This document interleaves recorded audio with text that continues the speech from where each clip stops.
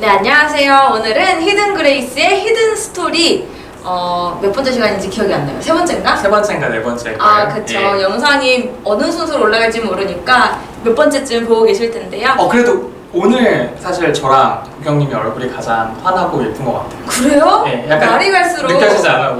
아, 이게 카메라 마사지란 게 있나 봐요. 그런 게 아니라 이제 펌을 우리가 처음 시작해서 내가 파마를 했는데 파마가 조금 이제 안정화해서 안정적으로 보경님은 이제 우리 건강 맞아요. 관리했던 걸 좀 하면서 맞아요. 예. 둘 다 어느 부분에서는 안정기에 접어들었고 대표님은 머리가 저는 이제 심리 상태가 그리고 저희 둘이 같이 대화하는 것도 조금 안 어색하시죠? 예, 안 어색합니다. 다행이네요. 오늘 질문은 이겁니다. 대표님이 회사 창업하시고 벌써 8년이 됐어요. 그쵸? 예, 8년 차죠. 한 예. 1년 차쯤까지 다시 되돌아봤을 때 그때 가장 힘들었던 게 뭐였는지 궁금해요. 그러니까 저에게 다가올 미래잖아요. 예비 창업가로서. 그렇죠. 네. 일단 사실은 1년 차나 8년 차나 똑같은 것 같아요. 늘 똑같이 힘들어요? 예, 똑같이 힘든 문제가 정확하게 있어요. 같은 문제가 꾸준히 힘든가요? 예, 다 그 정도의 차이는 있을 거예요. 뭘까요? 사람, 그게 가장 힘든 것 같습니다. 창업 초기 네. 때는 보경님도 지금 준비하셔서 아시겠지만 나랑 같이 마음 맞는 사람을 구하는 것이 힘들 거고 그래 마음 맞는 사람을 구했어. 근데 네. 그 마음이 똑같이 가진 않을 거고 아마도 어떤 이익관계나 어떤 상황에 따라 달라질 수 있겠죠. 이해관계에 따라서. 그래서 그 부분이 가장 사람을 만나고 사람을 조율하는 작업이 가장 힘들죠. 사실 돈은 제 생각에 어떻게든 구해지는 것 같아요. 막 정말 큰 돈이 아니라고 하면. 네. 그러니까 토스나 아니면 그 배달의 민족처럼 막 미친 듯이 사람들이 늘어나서 대표가 감당할 수 없을 정도의 비용이 아니라고 하면 자금 정도는 어느 정도 감당이 될 것 같아요. 네. 대출을 받든 어떠한 형태가 됐든. 근데 사람 문제는 사실 생각보다 되게 힘든 것 같아요. 지금도 마찬가지고. 그러면 지금 히든그레이스에서 함께 또 꿈을 키워나가고 꿈을 만들어가시는 우리 구성원분들 중에 가장 오랜 기간 함께 하신 분은 얼마나 되셨어요? 저랑 같이 창업. 창업 초기부터 시작할 때부터 거의 시작할 지금까지? 때부터 처음 저희 직원들은 사실 네. 나간 사람은 없어요. 근속연수가 꽤 되시는 예, 다 꽤 돼요.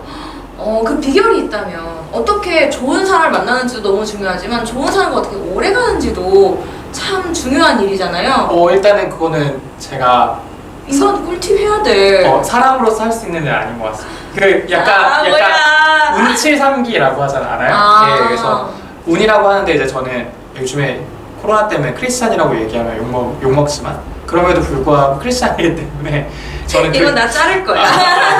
예, 그레이스라고 생각해요. 예, 왜냐하면 그레이스라고 생각해 엄청 개독이라고 불려서 요즘 하자 마음인데 저는 그런 마음은 있거든요. 사실 많은 사람들 중에 정말 보편적인 사람들이 있지만 몇몇 사람들이 혹시나 모범을 보이고 있다고 하면 인식이 바뀔 수 있잖아요. 저는 그렇죠. 예, 크리스찬에서도 그런 게 필요하다고 생각하고 두 번째로는 그분들이 뭘 원하는지에 대한 부분을 인지하고 그 환경을 배려해 주는 게 되게 좋은 것 같아요. 첫 번째로는 장애인분들이 가장 원하는 게 뭘까? 지금도 이제 보경님하고 이 카이스트에서 같이 제가 그걸 하고 있지만 낮은 급여, 단순 노동 종사 비율, 그리고 장애인 표준 사업장이나 장애인을 따로 관리하는 듯한 느낌이 되게 많이 드는 게 가장 주요 이유였어요. 근데 이 세 가지가 없다고 하더라고요. 저희 회사 구성원들이 얘기했을 때는 그러니까 대표님과 우리 회사 구성원들 내가 되게 중요한 위치 항상 각자가 동등한 거 이상으로 오히려 더 저희 회사는 사실 장애인분들이 더 전문가시기 때문에 약간 맞춰드리는 분위기거든요. 그리고 급여도 마찬가지로 높고 그리고 복지적인 면에서도 저희는 연차나 이런 것들이 자유이기 때문에 여러 가지 면에서 자기가 업무 환경을 매우 즐길 수 있는 분위기이기 때문에 어쩌면 그게 다른 회사를 가기보단 여기에 윤요소가 더 많다고 판단하는 거죠. 되게 경제학적으로 봤을 때 이걸 직원들이 몰라나? 그러면 미안할 텐데 어쨌든 그렇습니다. 제 생각은. 그렇구나. 그리고 약간 마음도 있는 것 같아요.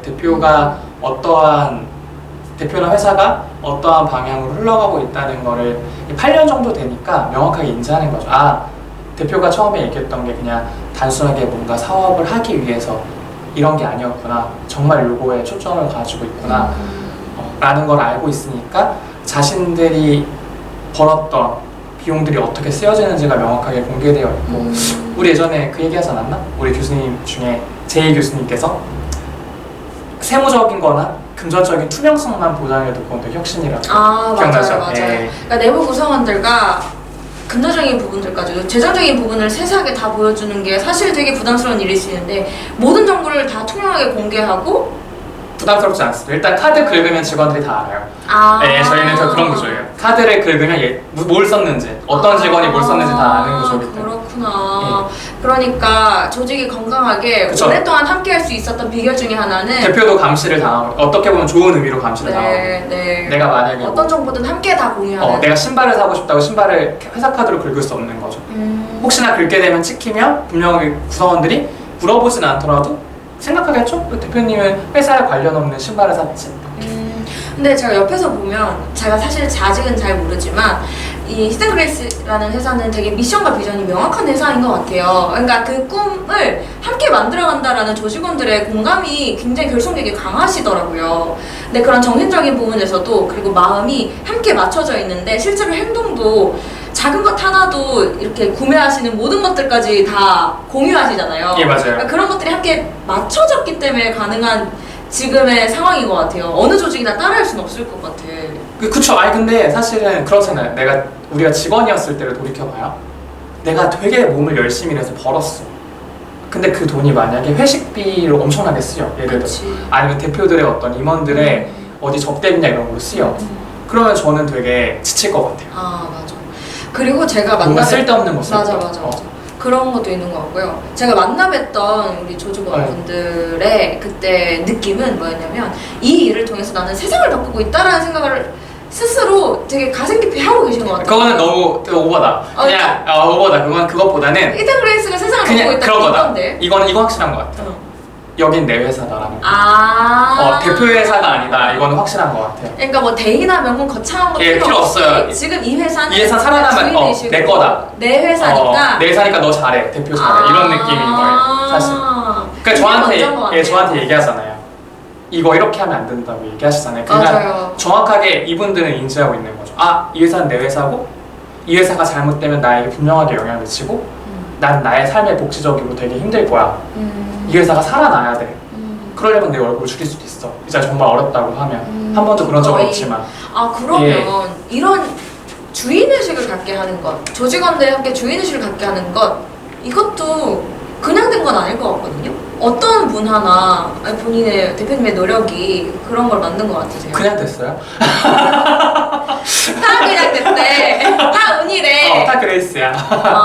근데 분명히 그냥 뚝 떨어지지 않았을 거고 내가 원했던 사람이 어느 순간 길 가다가 뚝 만났는데 나랑 마음이 맞아서 이 일 같이 이건 아니었을 것 같거든요. 근데 되게 오래 기다렸던 것 같아요. 한 사람을 고용할 때 그 사람을 만나고, 그러니까 예를 들어 보경님을 만났어요. 만나면 되게 오랫동안 지켜보고 같이 하면서 이 일에 대해서 계속 얘기해주고 들어올 거면 되게 좋은 긴 호흡을 가지고 들어와라. 내가 그 안에서는 모든 거 다 보장해 줄 텐데 들어왔을 때 함부로 나가지 마라. 우리 그러면 되게 힘들다. 그러니까 들어오기 전부터 이미 마음을 단단히 되게 많이 서로 많이 조율한 상태에서 시작한 것 같아요. 뭐 예를 들어 이런 경우가 있어요. 그 창원 멤버가 있었는데 결혼을 했어요. 결혼하면 아이를 가질 거잖아요. 여자분이거든요. 아이 2명을 다 키워냈어요. 키워낸 다음에 초등학교에서 어린이집 갈 때 그때 고용했어요. 그러면 거의 기다린 시간 6년? 예.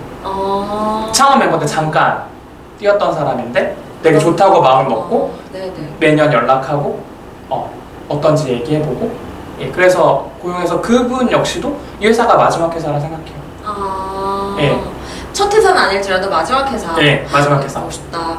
그러면 지금 말씀해주신 이런 팁들은 초기 창업 스타트업을 하시는 분들에게는 사실 그렇게 한 사람을 기다려서 고용한다는 건 너무 먼 미래고 쉽지 않은 일이잖아요. 하지만 회사를 운영하시면서 이제 오랫동안 지속해내고 업력이 좀 쌓이시는 분들께는 이 한 사람을 기다리는 것, 그 한 사람 한 사람을 어떻게 마음을 맞춰가는 것이 얼마나 중요한지 요건 좀 팁이 될 것 같긴 하네요. 오히려 스타트업에게 저는 적용된다고 생각해요. 왜요? 왜냐하면 사람이 많은 데는 사실 사람의 중요성이 그렇게 없어요.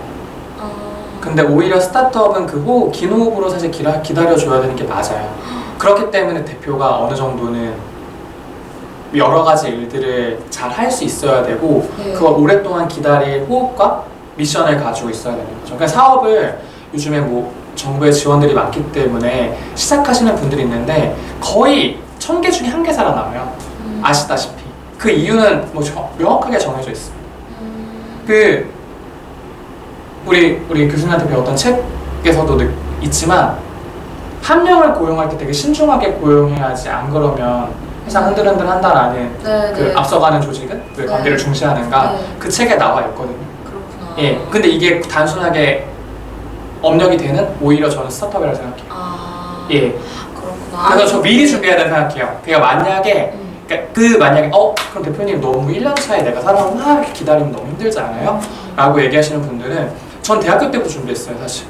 지금 고용했던 사람들 중에 10년 전에 이미 이 얘기를 하고 10년 후에 고용한 사람도 있거든요. 그러니까 이 사업 자체가 여러분들의 어떤 삶에서 그냥 나 사업 한번 해봐야지가 아니에요. 그런 사람들은 대부분 오래 못 버틴다 생각합니다. 혁신적인 아이템이나 그리고 천재적인 어떤 기질을 갖고 있는 뭐 배달의 민족이라든가 이런 팀들이 아니라고 하면 우리가 봤던 사실 그 사례들은 정말 수많은 기업들이 망한 것 중에 딱 하나 살아남는 그 사례를 바라보고 우리가 선택을 하는데 와디즈나 그거는 사실 수많은 사례 중에 정말 예외적인 아웃라이어의 사례인 거죠. 대부분 버티는 사례들을 보면 오랫동안 동료들과 같이 호흡을 맞췄던 그리고 되게 마음이 맞는 사람들끼리 하는 사업들이 대부분 영속성을 가지고 진행하는 편이지 뭔가 이름을 나타내진 않더라고 하더라도 예. 근데 제가 질문을 가장 힘들었던 점을 이제 여쭤봤는데 그걸 사람이라고 대답을 하셨어요. 네. 그럼 실제 지금 사람에 대한 고민이 좀 있으세요? 예. 어떤 고민이 있으세요? 항상 힘들죠. 그러니까 그러면 제가 이렇게 듣기로는 사실 다른 회사와는 좀 다르게 사실 여기는 직원 결속력 그리고 직원들의 주인의식 그리고 직원이 스스로 일을 해내는 데 있어서 뭔가를 더 해내려고 하는 그런 기꺼운 마음들 그리고 회사를 사랑하고 아끼는 마음이 되게 좋은 회사인 것 같은데 그럼에도 불구하고 사람 때문에 힘든 점이 있다. 그러면 어떤 걸까? 일단은 네. 우리는 로봇이 아니니까 아, 아마 저와 아니면 회사의 관계가 나빠지지 않는다고 하더라도 구성원 간의 관계가 나빠질 수 있죠. 그러면 그런 거에 대한 조율도 필요하고 네. 예. 그리고 업무적으로 아니 회사 규모가 있다 보면 네. 예, 그런 관계적인 부분이 규모가 있지 않더라도 사실 그런 부분이 있지만 네. 예, 더더욱 힘들죠. 그러면 사람이 많아지면 많아질수록 사실 그 관계를 잘 조율하는 거가 대표의 역할이지 않을까. 저는 요즘에 느끼는 건데 대표가 정말 좋은 대표는 일단 실력 있는 사람을 잘 데리고 오는 거 그리고 돈이 끊기지 않게 잘 자금을 마련하는 거 그럼 데려왔다고 하면 그 사람들을 잘 계속 관계적으로 구성하는 게 되게 중요하지. 뭔가 일을 잘하고 내가 프로페셔널하고 내가 이런 게 좋은 대표 그러니까 CEO의 역할은 아니라고 생각해요. 예. 그러니까 대표의 역량은 제가 생각해요 좀 따로 있다. 경영자는 그러니까 정말 좋은 경영자는 그러니까 스티브 잡스나 아니면 뭔가 우리가 알고 있는 페이스북의 저커버그나 이런 사람들은 기술적으로 되게 뛰어났던 사람들이지만 대부분의 조금 성공한 기업들을 한번 분석을 해보면 기술적으로 뭔가 창업적으로 뛰어나거나 이런 것보다는 대표가 그 조율을 되게 잘하지 않았나? 아니면 조직 문화에 대한 고민을 엄청나게 많이 한 분들이 아닌가? 라는 생각이 저는 있어요. 그거는 아마 논문적으로 우리 회사 논문 비즈니스 모델도 하나 있으니까 분석해보면 그건 당연히 나와요. 서버트 리더십 이런 식으로. 예. 그렇네요. 지금 잠깐 얘기해 주시긴 하셨지만 본인은 추후에 다른 질문으로 본인은 어떤 리더라고 생각하시는지 아니면 진짜 좋은 리더란 무엇인 것 같다 본인의 경험적으로 어떻게 생각하시는지 이런 건 좀 물어보면 좋을 것 같아요. 좀 깊게. 일단 저는 리더가 아니라고 생각해요. 그리고 저는 약간 지금의 이 회사는 맡겨진 그러니까 약간 임기가 정해져 있는 나에게 누군가 본인에게 위탁된 예, 이 앞에 단계가 되게 힘든데 이 앞에 단계를 가장 잘 헤쳐나갈 수 있는 적임자. 근데 나중에 이게 회사가 성장하고 나면 좀 더 좋은 적임자가 있지 않을까? 이런 고민이 있어요. 그러니까 지금은 뭐 보경님도 너무나 잘 아시겠지만 제가 가야 되는 길의 요 소명은 사실 너무 어렵죠. 누군가 가기에는. 그래서 그 앞 단계를 잘 설계해 놓으면 나중에 좀 더 운영을 잘 하시는 분들이 오잖아요. 저는 요 초기가 되게 잘하는 사람이거든요. 초기에. 그럼 지금의 본인 회사는 초기라고 생각하시는 건가요? 그러니까 업력을 따지면 8년인데 히든그레이스요? 네, 아직도 초기다. 그래서 지금 사실 넘길 생각을 갖고 있어요. 그때 말씀드렸지만. 그러면 초기의 기업이 가장 중요하게 해야 할 것은 버티기인가요? 지금 이 초기를 본인이 맡으신 이유는 헤쳐나갈 것들이 좀 있어서라고 말씀하신 것 같은데 초기의 기업들은 생애 주기에서 초기에 살아남기는 가장 중요한 거죠. 근데 중요한 건데 우리가 아기를 키우다 보면 느끼는 거지만 아기가 걸음마를 배우기 전에 한 1년 정도 그래서 2년 정도는 말도 배우기 전에 가만히 뭔가 먹고 싸고 울고 자고 이것만 반복해서 하잖아요. 그게 저는 생존의 영역이라고 생각을 하거든요. 기업도 마찬가지인 것 같아요. 그리고 난 다음에 딱 말하기 시작하고 터졌을 때 그때는 이제 보육의 개념이 아니라 교육의 개념이라고 대부분 얘기하더라고요. 그러니까 저는 사실 그 보육의 개념에서의 리더의 모습인 것 같아요. 제가 적절했던 것 같은데. 지금 확 와닿았어요. 그렇구나. 교육에 대한 개념은 정말 그 교육에 대한 마인드를 잘 갖고 예를 들어 히든그레이스라고 하면 데이터 분석과 논문에 대한 정말 정확한 이해가 있거나 아니면 요 일에 완전하게 몰입해서 할 수 있는 사람이거나 우리 회사 직원들이거나 저는 그렇게 생각하고 있어요. 그래서 앞에 초기 세팅이나 이런 부분들은 아무도 가지 않는 길이기 때문에 엄마도 처음 이제 첫 아들이나 첫 딸을 가져본 엄마들도 사실 처음 부딪히는 길이기 때문에 자기도 잘 몰라요, 솔직히. 맞아요. 근데 이제 그 길은 누구든 해야 하는데 되게 어려운 길인 거죠. 그러니까 저는 거기에 좀 약간 특화되어 있는, 왜냐하면 스트레스가 좀 덜해요. 저의 어떤 성향상 그게 낙천적인 성향이라 그런 스트레스가 다가왔을 때 그걸 푸는 이걸 회복탄력성 뭐 이런 얘기도 하는데 그 부분이 조금 다른 분들보다는 괜찮지 않나. 근데 요즘에 사실 몸에 이상이 생기고 있긴 한데. 유감스럽네요. 그러면 그럼 좋은 리더는 어떤 리더인지에 대한 질문이 사실 의미가 없을 것 같아요. 맞아요. 어떤 시기나 상황, 그거에 따라서 리더의 모습은 되게 다른 게 더 좋다라고 평가될 수 있을 거거든요. 그리고 사실 좋은 리더를 우리가 어떻게 평가해요? 그치. 그거는 약간 좀 오래된 염력을 갖고 계신 분들이 오셔서 좋은 리더라 이렇습니다라고 평가하지 저 같은 깜냥이 어떻게 평가를 합니까? 그러게요. 오문이었네요. 그러면 조금 더 지금 현재 히든그레이스를 지금까지 8년 동안을 생각해보면 본인의 어떤 성향이 리더로서 좀 도움이 됐던 것 같아요? 낙천적 긍정적. 낙천적 긍정적? 그게 오래 버틸 수 있었던 것 같아요. 엄청나게 스트레스 많이 받아요, 대표는. 제가 보경님한테 대표하지 말라고 하는 이유 중에 하나가 보경님은 그러면 진짜 어떠한 성향으로도 뭐가 표출될 거예요. 술을 많이 마신다던가 뭘 한다던가 그래서 아까 얘기했던 그거를 얼마나 컨트롤하고 조율하느냐. 그러면 아까 보육과 교육의 개념을 들어 아기를 키우는 것과 회사 초기 창업을 비유해 주셨는데 지금 만약 보육이라는 단계에 있는 회사를 운영하고 있는 리더라면 어떤 역량이 가장 중요하게 요구될까요? 그러니까 낙천적이고 긍정적인 건 약간 정신적인 부분인데 사업을 실행하고 어쨌든 안 해본 일을 해야 하잖아요. 그럴 때 사실 좀 계획을 좀 치밀하게 세운다든지 이런 것보다는 좀 실행에 좀 더 무게를 두고 되든 안 되든 일단 해보자 정신으로 가야 되는 건지. 근데 되든 안 되든 해보자를 하려고 하면 가장 기초적인 전제 조건이 돼야 되는 게 인력이죠. 결국 저는 관계라고 생각해요. 그러니까 그 대표가 어떠한 행동과 어떠한 일을 하든 직원들이 구성원들이 믿어주고 내가 얘기했을 때 바로 민이든 뭐든 따라주게끔 만들어줘야 되는 거잖아요. 그러면 결국 저는 관계라고 생각해요. 보육의 단계에서의 이 대표가 어떤 얘기를 하더라도 돈의 문제가 아니라 급여에 대한 문제가 아니라 따라주겠다. 이게 되게 터무니없는 일이라고 하더라도 터무니없는 일이라고 하더라도 예를 들어 얼토당토하지 않아도 진짜 되게 이상한 아이디어일 수 있잖아. 그래도 따라줄 수 있는 그게 가능해지려면 저는 관계라고 생각해요.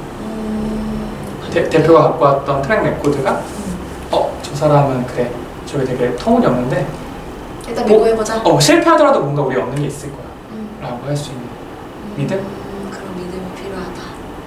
결국 사람이네요. 예, 정확하게. 그리고 초기 창업이 보육의 단계든 나중에 교육의 단계로 가든 초기 창업기든 성숙 단계든 업력이 좀 쌓여서 어느 정도 중견기업을 가는 결국 사람 문제인데 결국 그렇잖아요. 뭐 이거 되게 똑같은 문제인데 내가 보육으로 가든 교육으로 가든 성인이 되든 나한테 부모님은 가장 중요한 존재잖아요.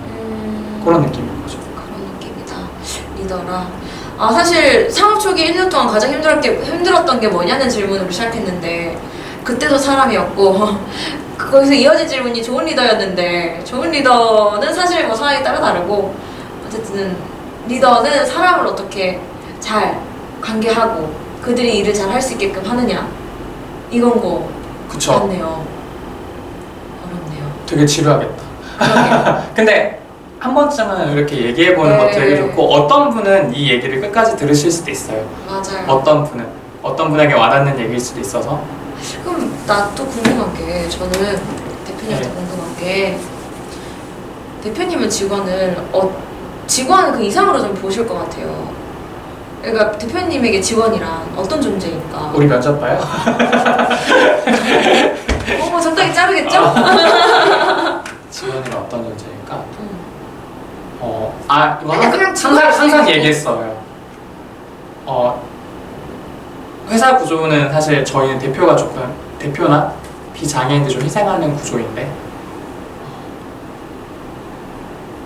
내가 몸이 상해도 아깝지 않은 사람들이 저에게 직원의 개념인 것 같아요.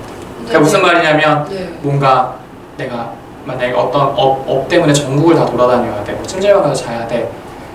그럼에도 불구하고 내가 이 일을 하는 게 되게 의미가 있고 내 구성원들이 성장해 나가는 모습을 보는 거, 이들에게 월급을 더 많이 챙겨주는 게 아깝지 않은 사람들, 이게 저의 구성원의 정의거든요. 지금 저랑 같이 있는 사람들은 다 그런 사람들이에요. 이거는 되게 확신할 수 있습니다. 그래서 저는 그런 사람들을 뽑아요. 저에게 딱 느꼈을 때 면접을 볼 때 저는 뭐 다른 거 안 봅니다, 사실. 이 사람을 고용했을 때 내가 이 사람한테 급여를 이 사람이 아무 일 안 해도 내가 돈을 줘도 아깝지 않은 사람인가? 딱 요거 하나만 봐요. 그런 사람을 찾으려면 당장 한두 번 본 걸로 알 수가 없겠네요, 정말. 근데 뭐 한두 번 보고도 할 수 있어요. 그렇게 뽑으신 분도 있으신가요?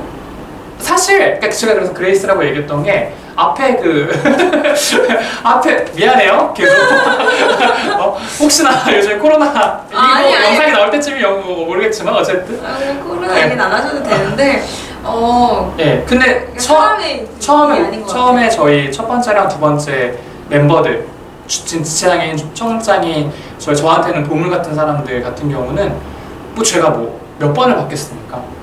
그냥 워크투게더나 이런 데서 해서 직접 내려가가지고 면접 보고 그냥 뽑은 거예요. 그리고 지금 제가 가장 아끼고 있는 구성원도 제가 진짜 아끼는 사람인데 진짜 그냥 거기서 뽑은 거예요. 몇 번 보지 않았습니다. 그러면 말 그대로 사실 오히려 비장애인 분들 같은 경우는 뽑을 때 되게 많은 세월을 함께한 사람이거나 되게 오랫동안 지켜보거나 그렇게 해요. 근데 그러니까 저희는 장애인이 같이 일하는 회사니까 장애인분들은 그렇게 안 해요. 일단 사실 제 마지막 꿈이 히든 스페셜이라고 하는 곳에서는 한번 실험을 해봤어야 될까? 그거를 내가 골라내는 것 자체가 되게 무의미하다고 생각했었고 그런데 되게 신기한 거는 그분들도 역시나 제가 지금 방금 정의 내렸던 그 범주 안에 더 섞여 있어요. 비장애인들보다. 하나도 아깝지 않다. 돈 주는 게. 돈 제가 준다고 표현하는 건 되게 웃긴 얘기지만 어쨌든 대표가 급여를 책정하는 거잖아요. 그러니까 제가 사실 주는 건 아니라고 저는 생각합니다, 마음속으로. 근데 어쨌든 급여가 회사에서 나가는 게 아깝지 않다. 그 사람이 아무 일을 하지 않는다고 하더라고요. 멋있다. 그러니까 조직원들이 회사를 자기 회사처럼 생각할 수밖에 없을 것 같아요. 이런 마음들이 함께 모여 있다고 하면. 맞아요. 그리고 뭐 지각을 한다, 이런다고 해서 그 사람을 자르거나 이러잖아요. 그리고 지각을 한다? 이렇게 해서 이 사람을 고용 안 하거나 그 지각에 대한 단점이 있더라도 그 외의 장점들이 다 커버한다고 하면 저는 그 사람을 뽑아요.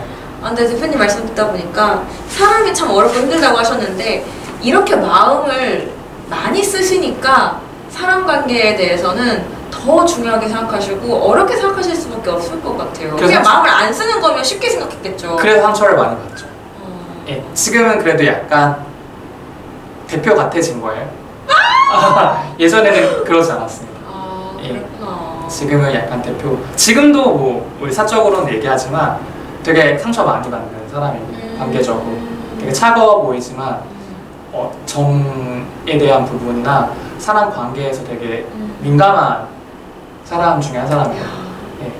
언젠가 한 번은 우리 대표님 8년 동안 얼마나 어떻게 바뀌셨는지 직원분들도 인터뷰를 한번 해봐야겠어요. 좋은 것 같아요. 그럼. 네, 본인 스스로 한번 반추해 보시고요. 네. 그건 다음에 제가 여쭤보도록 할게요. 예. 그거 괜찮네요. 나중에 그거랑 한번 직원분들이랑 한번 비교해봐야겠다. 나는 두 분을 따로 만나고 두 얘기가 얼마나 일치하는지, 얼마나 다른지 이거 재밌겠네. 재밌을 것 같은데요? 알겠습니다. 예. 그렇게 한번 해볼게요. 예. 자, 그럼 이쯤에서 한번 마무리를 해야 될 것 같아요. 예. 약간 비망록 오늘 찍은 것 같아요. 그렇네. 김성은 연대기 막 이런 거, 바이오그래피 막 이런 거 찍은 것 같아요. 좋네요. 예. 네. 우리 얼굴이 괜찮았을 때. 그쵸. 알겠습니다. 자, 그러면 마무리 구호도 또 외쳐볼까요? 네, 숨겨진 내내 히든 그레이스 이야기였습니다. 이야기였습니다. 안녕.